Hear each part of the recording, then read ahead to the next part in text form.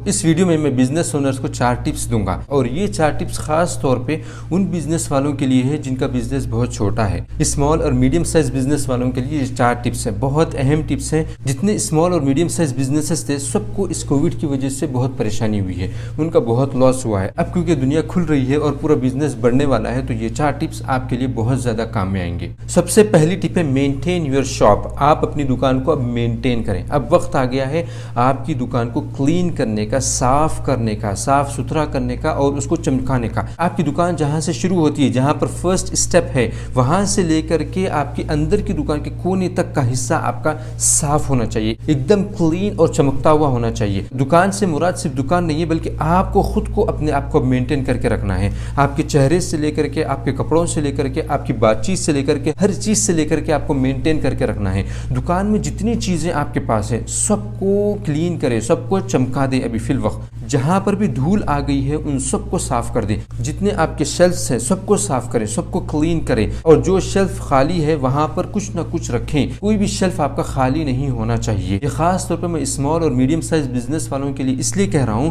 क्योंकि कोविड-19 में वो लोग अपनी दुकान का ध्यान नहीं रखते थे, क्योंकि उनके पास कोई बिजनेस नहीं आता था। जो बड़े बिजनेस वाले हैं उनके पास तो बिजनेस कोविड में भी आ रहा था, उनको कोई प्रॉब्लम नहीं हुआ है, बहुत कम उनको लॉसेस हुए हैं। लेकिन जो स्मॉल और मीडियम साइज बिजनेसेस हैं वो सबसे ज्यादा इंपैक्ट हुए हैं। अगर उनसे पूछा जाए क्यों ख्याल नहीं रख रहे, वो कहते थे ये कस्टमर ही नहीं आ रहा है तो हम किस चीज का ख्याल रखें, क्यों हम साफ सुथरा रखें। तो ये भी एक गलत चीज थी, लेकिन जो हो गया सो हो गया। अभी वक्त आ चुका है कि अब आप टेक केयर करना शुरू कर दें। प्रोडक्ट आपका साफ सुथरा होना चाहिए, प्रोडक्ट के ऊपर धूल नहीं होनी चाहिए। जो धूल है उसको साफ करें। आपको अपने आप को मेंटेन करना है, अपनी दुकान को मेंटेन करना है। ये सबसे पहली टिप है।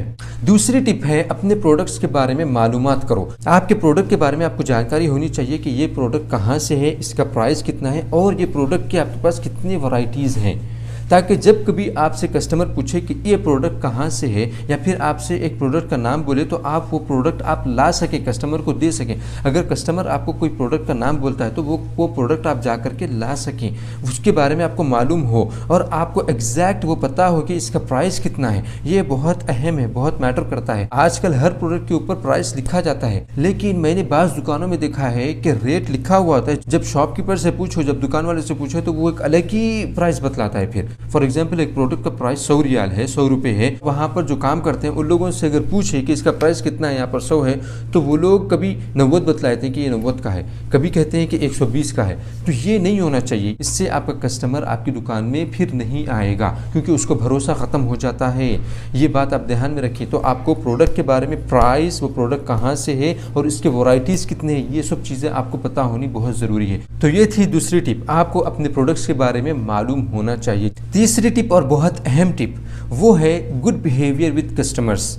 आपके पास प्रॉब्लम्स है, आपके पास घर के प्रॉब्लम्स है, आपके पास बिजनेस के प्रॉब्लम्स है, आपके पास फाइनेंशियल प्रॉब्लम्स है, आपके पास हेल्थ प्रॉब्लम्स है, ये एक कोने में रखना चाहिए। बिजनेस करते वक्त आपके जो प्रॉब्लम्स है वो प्रॉब्लम्स का गुस्सा आप अपने कस्टमर पर नहीं निकाल सकते हैं। अपने कस्टमर के साथ आपका बिहेवियर बहुत अच्छा होना चाहिए, चाहे वो प्रोडक्ट ले या ना ले, आपको अपना बिहेवियर अच्छा रखना है अपने कस्टमर्स के साथ। बाज़ वक्त ऐसा होता है कि कस्टमर तो आता है लेकिन कोई चीज़ खरीदे बिना चले जाता है। वो कई चीज़ें पूछता है, कई प्रोडक्ट्स के बारे में पूछता है लेकिन कोई वो खरीदता नहीं है। इसमें आपको गुस्सा होने वाली बात नहीं है। अगर आपने अच्छा बिहेवियर उसके साथ किया तो वो आपका कस्टमर हो गया, यानी कि वो फिर आएगा बाद में। उसने अभी आपकी दुकान देख ली है कि वो साफ़ सुथरी है, अभी आपके प्रोडक्ट्स देख लिए हैं कि हाँ मुझे जो जो चाहिए वो यहाँ पर है और एकदम क्लीन है, साफ़ सुथरे हैं, उसके ऊपर कोई धूल नहीं है और अच्छी तरीके से रखे हुए हैं। ये भी उसने देख लिया है, आपको भी देख लिया है कि आपका बिहेवियर बहुत अच्छा है, तो वो आपका कस्टमर ऑलरेडी हो चुका है। क्यों? क्योंकि आपकी बिहेवियर की वजह से वो फिर वापस आएगा।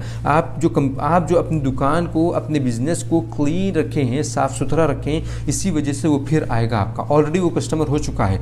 लेकिन अगर दुकान तो साफ़ है, आपकी प्रोडक्ट्स भी आपके पास है और आपका बिहेवियर अगर आपका उसके साथ अच्छा नहीं रहा तो फिर वो कभी आपके पास वापस नहीं आएगा। यही कस्टमर्स है जिसकी वजह से आपका बिजनेस आगे बढ़ेगा, जिसकी वजह से आप अपने बिजनेस में कामयाब होंगे, जिसकी वजह से आपका जो गोल है वो गोल में आप कामयाब होंगे। जितने आपको अपनी ब्रांचेस खोलनी है, जितने आपको आगे बढ़ना है, जितना आपको कमाना है, जो जो आपके ख्वाब है, जो जो आपके गोल हैं, वो एक कस्टमर ही पूरा करता है। इसीलिए कस्टमर्स के साथ अपना बिहेवियर बहुत ही अच्छा अच्छा होना चाहिए। Small and medium size businesses के लिए मैं कह रहा हूँ कि उनका बिहेवियर बहुत अच्छा होना चाहिए। ये सब चीज़ें मैं क्यों बतला रहा हूँ, क्योंकि मैंने इसका एक्सपीरियंस किया है। अभी जब लॉकडाउन ख़त्म हुआ था, मैं एक दुकान पर गया और वहाँ पर जा करके वो दुकानदार से, वहाँ का जो ओनर था, मैं उससे कुछ प्रोडक्ट्स के बारे में पूछने लगा।